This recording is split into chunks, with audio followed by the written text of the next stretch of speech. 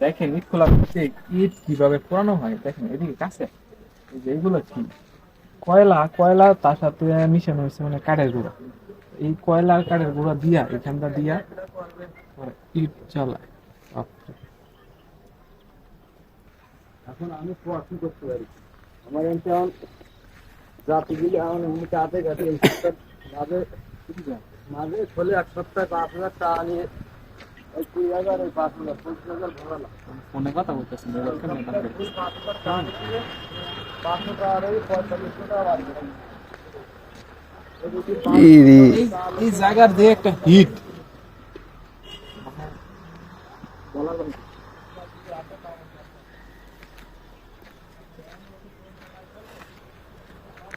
না।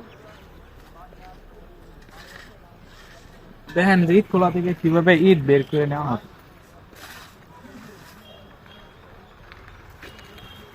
এরকম করতে